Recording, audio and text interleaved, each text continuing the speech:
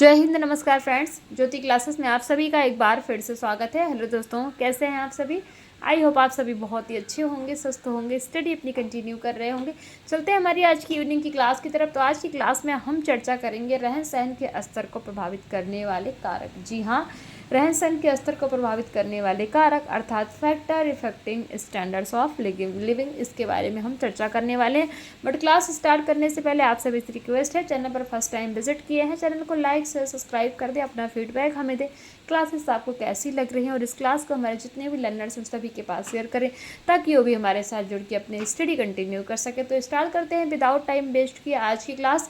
तो आज की क्लास में जैसा हमने बताया, हम देखेंगे रहन सहन के असर को प्रभावित करने वाले कारक। बट इससे पहले हमने क्या कवर किया था, एक बार उस पर हम डिस्कस कर लेते हैं। तो फ्रेंड्स, रहन सहन के स्तर को प्रभावित करने वाले कारक में हमने टोटल जो है 6 पॉइंट कवर किए थे, जिसमें था परंपराएं, आर्थिक दशा, व्यय करने का ढंग, धन की क्रय शक्ति, परिवार के सदस्यों की संख्या, शिक्षा है। तो ये सारी चीज़ें हमने देखी थी। इन पॉइंट्स के माध्यम से हमने समझा था कि ये सारे ही जो पॉइंट्स है कैसे रहन सहन के स्तर को प्रभावित करते हैं।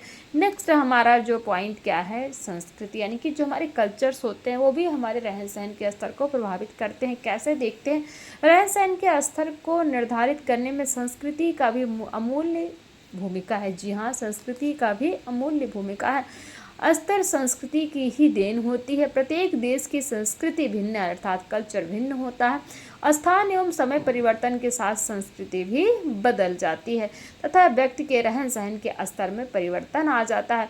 व्यक्ति उन्हीं स्तरों को अपनाता है जिसमें वह रहता है। उदाहरण, एक ग्रामीण गृहिणी के रहन सहन का स्तर शहरी गृहिणी से भिन्न होता है। भारतीय संस्कृति में बड़ों के प्रति आदर, बुजुर्गों की सेवा, अतिथियों का सत्कार, छोटों के प्रति प्यार है, गौ को माता यानी कि गाय को माता के समान समझकर पूजन आदि किया जाता है। जबकि पाश्चात्य में व्यक्तिवादी, पाश्चात्य यानी कि जो विदेशी शैली होती है, जो हमारे कल्चर्स नहीं होते, जो विदेशी कल्चर्स होते हैं, तो उसमें क्या होता है, व्यक्तिवादी एवं भौतिकवादी संस्कृति है, जहाँ व्यक्ति अपने आप को ही सब कुछ समझता है। तो ये आपने देखा, संस्कृति यानी कि जो हमारी कल्चर्स होते हैं वो भी किस तरीके से हमारे रहन सहन के स्तर को प्रभावित करते हैं। नेक्स्ट हमारा पॉइंट है मूल्य एवं जीवन दर्शन अर्थात वैल्यू एंड फिलॉसफी।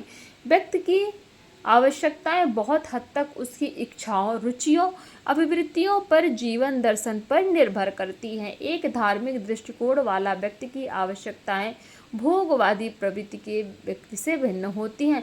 धार्मिक प्रवृत्ति वाले व्यक्ति की आवश्यकताएं कम रहती हैं, वे कम से कम वस्तुओं का उपभोग करके भी संतुष्ट हो जाते हैं। धन रहते हुए भी वह सांसारिक भोगों एवं विलासों से दूर रहते हैं।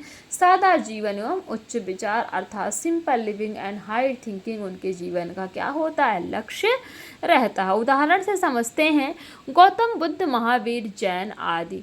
भोगवादी प्रवृत्ति का व्यक्ति सांसारिक सुखों में लिप्त रहना चाहता है, इस कारण उसकी आवश्यकताएं अधिक होती हैं, उनका रहन सहन का स्तर ऊंचा होता है।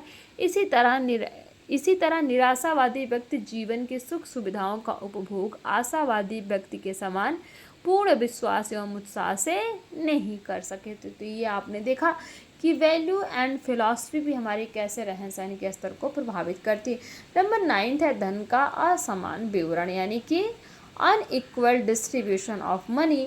धन के असमान वितरण से भी रहन सहन का स्तर प्रभावित होता है। जिस राज्य देश में धन ही कुछ ही गिने चुने व्यक्तियों, पूंजीपातियों, व्यापारियों, जमींदारों के हाथ में रहता है तथा शेष जनता अभावपूर्ण जीवन व्यतीत करती है, तो वहाँ की जनता का रहन सहन का स्तर क्या होगा, निम्न स्तर का होता है। परंतु पूंजीपतियों का रहन सहन का स्तर क्या होगा, ऊंचा रहेगा। यानी कि जो रिच पर्सन्स होंगे उनके रहन सहन का स्तर ऊंचा रहेगा, क्योंकि जिनके पास धन नहीं रहेगा वे आवश्यक वस्तुओं का उपभोग भी नहीं कर सकेंगे। जिस देश में धन का समान वितरण होता है तथा जन सामान्य उसका लाभ उठाते हैं, तो उस देश के लोगों का रहन सहन का स्तर अपेक्षाकृत ऊंचा रहता है। उदाहरण से समझते हैं, बिहार में धन का असमान वितरण होने में धन क्या होता है, धन कुछ ही लोगों के पास है। वहाँ की 65 से 70% जनता अत्यंत ही अभावपूर्ण जीवन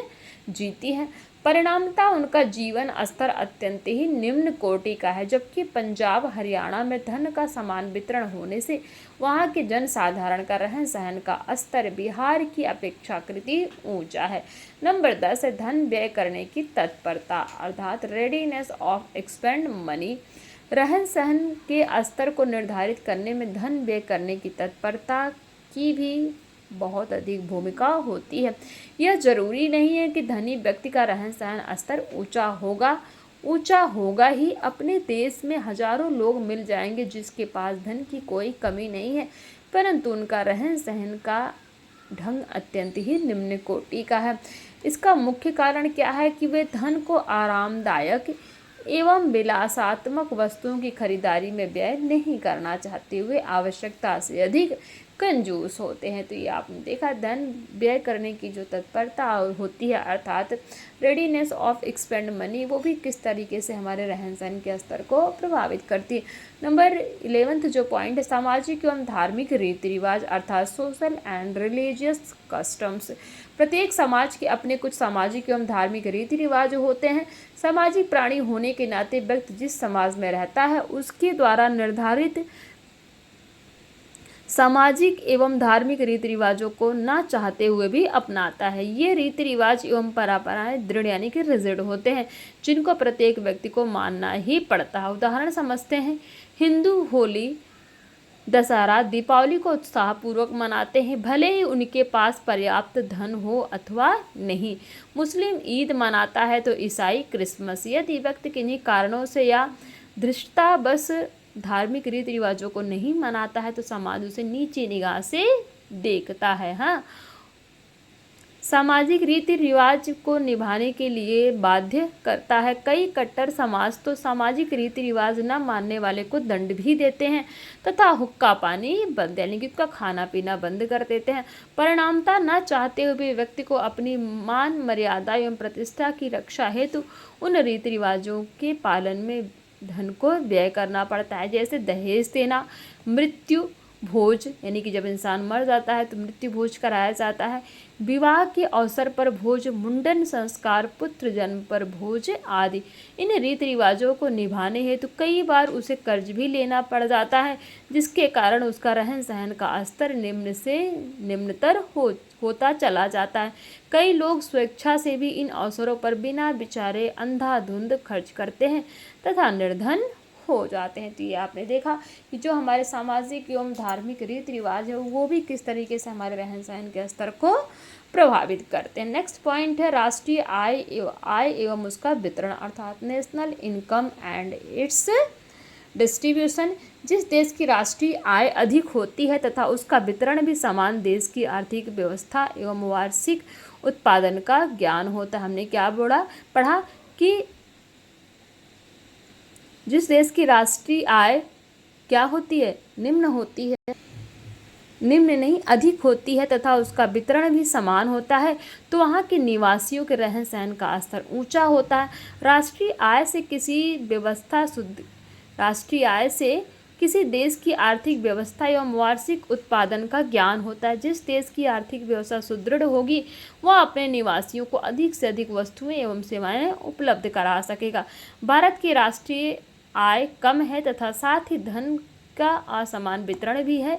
इस कारण अधिकांश भारतीयों को आवश्यकताओं की पूर्ति हेतु वस्तुएं उपलब्ध नहीं हो पाती। परिणामतः क्या होता है कि इनका रहन सहन का स्तर अत्यंत ही निम्न होता है। तो ये आपने देखा कि राष्ट्रीय आय एवं उसका वितरण भी किस तरीके से रहन सहन को स्तर प्रभावित करता है, रहन सहन के स्तर को प्रभावित करता है। नेक्स्ट पॉइंट है हमारा सामुदायिक सुविधाएं यानी कि कम्युनिटी फैसिलिटीज़।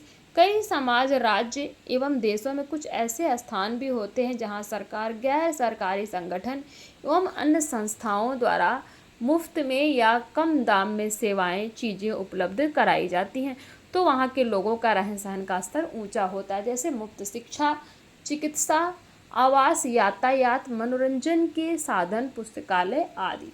नंबर 14 है पारिवारिक पृष्ठभूमि यानी कि फैमिली बैकग्राउंड। व्यक्ति का पालन पोषण परिवार के द्वारा ही होता है। परिवार की जिस तरह की पृष्ठभूमि होती है यानी कि जैसा बैकग्राउंड होता है, जैसा रहन सहन का स्तर होता है, व्यक्ति भी उन्हीं रहन सहन के स्तरों को आत्मसात कर जीवन व्यतीत करने लगता है। यदि किसी व्यक्ति का रहन सहन का स्तर ऊंचा होता है तो वह उसे जीवन पर्यंत ऊंचा बनाए रखने का प्रयास करता है। विषम परिस्थिति में भी उसकी कोशिश यही रहती है कि रहन सहन का स्तर निम्न नहीं होने पाए। तो ये आपने देखा कि हमारा जो फैमिली बैकग्राउंड होता है वो भी किस तरीके से हमारे रहन सहन के स्तर को प्रभावित करता है। नंबर 15 है जनसंख्या वृद्धि अर्थात पॉपुलेशन ग्रोथ। जिस देश की जनसंख्या वृद्धि अधिक तीव्र गति से होती है तथा राष्ट्रीय आय प्रति व्यक्ति कम होता है तो वहाँ के नागरिकों का रहन सहन का स्तर निम्न होता है, क्योंकि प्रति व्यक्ति आय कम होने से वस्तुओं के उपभोग में कमी हो जाती है। जिसके विपरीत जिस देश में जनसंख्या वृद्धि नियंत्रित गति से होती है तथा राष्ट्रीय आय भी प्रति व्यक्ति अधिक होती है तो वहाँ के नागरिकों का रहन सहन का स्तर ऊंचा होता है।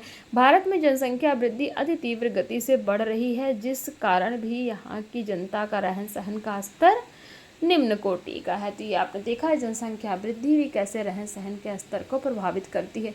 जो सबसे मोस्ट इम्पॉर्टेंट है क्या है, भौगोलिक परिस्थिति यानी कि जोग्राफिकल कंडीशंस। तो रहन सहन के स्तर को निर्धारित करने में भौगोलिक परिस्थितियों का भी अमूल्य योगदान है। जिस प्रदेश की भूमि उर्वरा शक्ति से भरपूर, प्राकृतिक संसाधनों से युक्त एवं उपजाऊ होती है, वहाँ के निवासियों का रहन सहन का स्तर उच्च कोटि का होता है, क्योंकि वहाँ अन्य फल सब्जियां, दाल, दूध, घी, मसाले, दही आदि अनेक वस्तुएं सस्ते दाम पर उपलब्ध हो जाती हैं। लोगों की क्रय शक्ति भी इतनी होती ही है कि वे सस्ती वस्तुओं को क्रय कर उनका उपभोग कर सकें। साथ ही ऐसी जगह की जलवायु भी सुंदर, मनोहारी, आनंददायी एवं अद्भुत छटा बिखेरने वाली होती है। वहाँ के लोग परिश्रमी होते हैं, वे अधिक मेहनत करके अधिक उत्पादन द्वारा आय अर्जित करते हैं तथा उनका उपयोग वस्तुओं एवं सेवाओं को प्राप्त करने में करते हैं।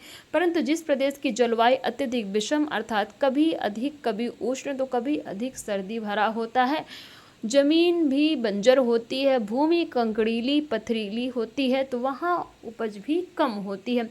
ऐसी जगहों पर उद्योग धंधे भी कम ही विकसित होते हैं तो वहाँ उपज भी कम होती है। तो हमने देखा कि ऐसी जगहों पर उद्योग धंधे भी कम विकसित होते हैं,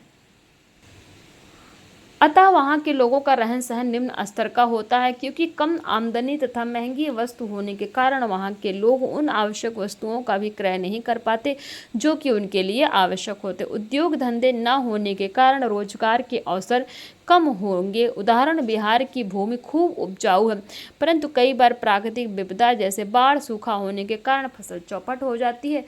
वहाँ उद्योग धंधे भी नहीं है, इस कारण वहाँ के लोग अपने स्थान को छोड़कर रोजगार की तलाश में पंजाब, हरियाणा, दिल्ली, मुंबई आदि शहरों में पलायन कर जाते हैं। वे लोग जो अपना स्थान परिवार के मोह के कारण नहीं छोड़ पाते हैं, उनका रहन सहन का स्तर अत्यंत ही निम्न कोटि का होता है। तो ये आपने देखा कि भौगोलिक परिस्थितियाँ अर्थात जोग्राफिकल कंडीशंस भी किस तरीके से हमारे रहन सहन के स्तर को प्रभावित करती हैं। तो ये तो हमने देखा रहन सहन के स्तर को प्रभावित करने वाले कुछ इम्पॉर्टेंट कारक।